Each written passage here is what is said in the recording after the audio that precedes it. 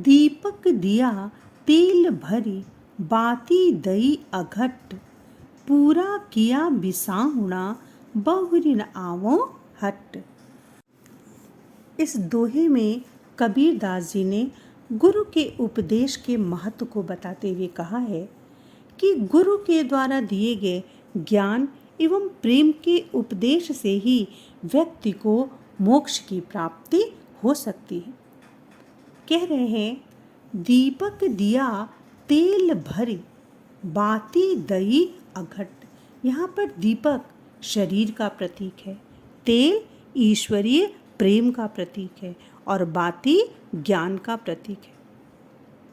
कह रहे कबीरदास जी कि मेरे श्रेष्ठ गुरु ने मेरे शरीर रूपी दीपक में तेल भरी ईश्वरीय प्रेम रूपी तेल को भर दिया है।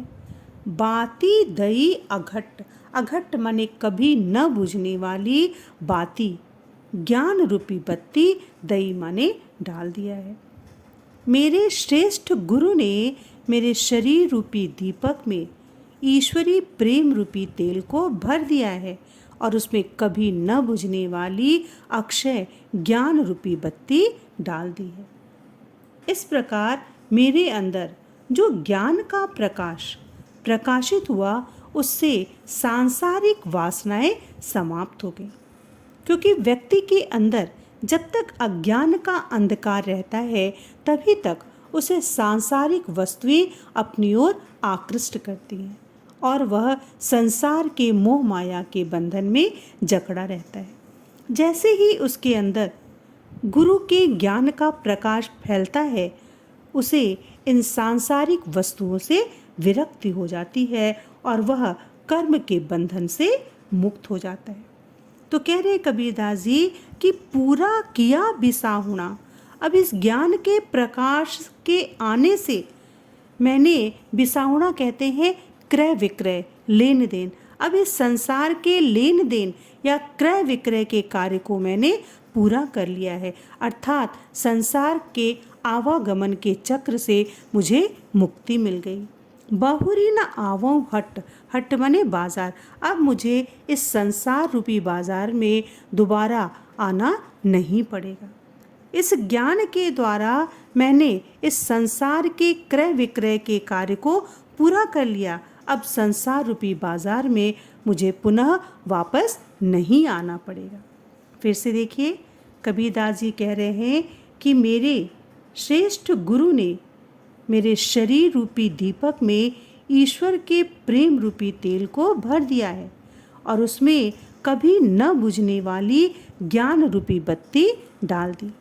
इस प्रकार मेरे अंदर जो ज्ञान का प्रकाश प्रकाशित हुआ है, उससे सांसारिक वासनाएं समाप्त हो गई और अब मैं कर्म बंधन से मुक्त हो गया हूँ। मुझे संसार के आवागमन के चक्र से मुक्ति मिल गई और अब मैं इस संसार रूपी हट मने बाजार में पुनः वापस नहीं आऊँगा। मुझे मोक्ष की प्राप्ति हो गई है। बूढ़े थे पर उबरे, गुर की लहरी चमक, भीरा देखा जरजरा, उतरी परे फरंक। इस दोहे में कबीरदास जी गुरु की कृपा के प्रभाव का वर्णन करते हुए कह रहे हैं बूढ़े थे, बूढ़े मने डूब रहा था, पर उबरे, उबरे मने बच गया, उबर गया। गुरु की लहरी, लहरी कहते हैं तरंग, और वो कैसी तरंग? गुरु के ज्ञान रूपी तरंग या गुरु के कृपा रूपी तरंग के चमक के माने चमक जाने पर। कबीरदास जी कह रहे हैं कि मैं तो इस संसार रूपी सागर में डूब ही रहा था, लेकिन गुरु के ज्ञान की लहर के चमक से अर्थात गुरु के ज्ञान के प्रकाश के कारण मैं उबर गया, बच गया। और जब गुरु का ज्ञान आ गया तो हमें इस बात का एहसास हुआ कि भीरा देखा जरजरा। मैंने देखा कि भीरा, भीरा कहते हैं बेड़ा या नाव, यहाँ पर ये भीरा शब्द शरीर का भी प्रतीक है। तो कह रहे हैं कबीरदास जी कि मैंने देखा कि मैं जिस शरीर रूपी भीरा यानी नाव के सहारे इस संसार रूपी सागर से पार जाना चाहता हूँ, वह तो जर्जरा, अत्यंत जर्जर है, पुराना है। मेरा यह जो शरीर है वह तो जर्जर हो चुका है और मैं इसी जर्जर शरीर से इस संसार रूपी सागर को पार करना चाहता हूँ। उतरी परे फरंग। जैसे ही मुझे इस बात का ज्ञान हुआ, मैं तुरंत ही, फरंग की माने उछल कर कूद कर, उतरी परे उस संसार रूपी सागर से पार उतरने के लिए जिस शरीर रूपी नाव पर मैं बैठा था, मैं तुरंत ही उछल कर कूद कर उतर गया। अर्थात इस सांसारिक मोह माया से मुझे मुक्ति मिल गई और मैं भवसागर से पार हो गया।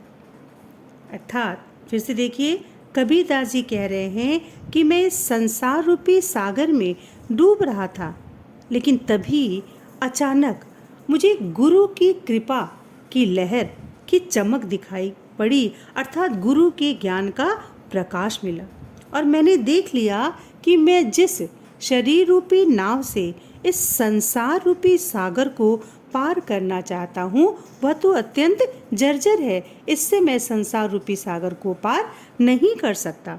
मैं तुरंत ही गुरु के ज्ञान से उस संसार रूपी सागर को पार करने के लिए जिस शरीर रूपी नाव में बैठा था, तुरंत उछल करके मैं बाहर आ गया। अर्थात गुरु के ज्ञान के सहारे मैं संसार सागर से पार हो गया और मेरे अंदर जो सांसारिक मोह माया थी, जो विषयों के प्रति आसक्ति थी, वह समाप्त हो गई। और ये सब संभव हो सका है गुरु के ज्ञान के प्रभाव से। चिंता तो हरि नाम की और न चिंता दास, जे कुछ चितवै राम बिन सोई काल की पास। इस दोहे में कबीरदास जी ने ईश्वर के सच्चे साधक के बारे में बताते हुए कहा है कि जो ईश्वर का सच्चा साधक होता है वह ईश्वर के नाम का ही जाप करता है, उन्हीं का चिंतन करता है, अन्य कोई सांसारिक चिंता उसे नहीं रहती। कबीरदास जी कह रहे हैं, चिंता तो हरि नाम की और न चिंता दास। ईश्वर के सच्चे साधक को केवल हरि ईश्वर के नाम माने नाम की ही चिंता रहती है। ईश्वर के सच्चे साधक को केवल भगवान के नाम की ही चिंता रहती है। वह उन्हीं का चिंतन करता है, उन्हीं के नाम का जाप करता है। और न चिंता दास, एक सच्चे दास यानी सेवक को और कोई चिंता और कोई भी सांसारिक चिंता उन्हें नहीं होती। जे कुछ चितवै राम बिन सोई काल की पास, क्योंकि जो सच्चा साधक है वो ये अच्छी तरह जानता है कि ईश्वर का नाम ही सत्य है और वही नाम मुक्ति दाता है। इसके अतिरिक्त अन्य किसी भी तरह से वह संसार से मुक्त नहीं हो सकता है। तो जे कुछ चितवै राम बिन सोई काल की पास, वह सच्चा साधक यह जानता है कि ईश्वर के नाम के अतिरिक्त यदि कोई भी चिंतन वो करेगा, कुछ भी वो चिंता करेगा, सोई काल की पास, काल माने मृत्यु और पास माने बंधन। तो वो जानता है सच्चा साधक कि ईश्वर के अतिरिक्त बाकी सभी चिंताएं तो नश्वर हैं, वह उसे मृत्यु के पाश में बांध देंगी, मृत्यु के समान ही बंधनकारी सिद्ध होंगी। उन्हें संसार के आवागमन के चक्र से मुक्ति नहीं मिल सकती। सांसारिक आवागमन के चक्र से मुक्ति ईश्वर के नाम के जपने से, उनके चिंतन से और उन्हीं की चिंता करने से ही हो सकती है। तो इस प्रकार इस दोहे के माध्यम से यही कहने का प्रयास किया गया है कि ईश्वर का नाम जपने से, उन्हीं का चिंतन करने से ही व्यक्ति को इस सांसारिक मोह माया से मुक्ति मिल सकती है और आवागमन के चक्र से छुटकारा मिल सकता है।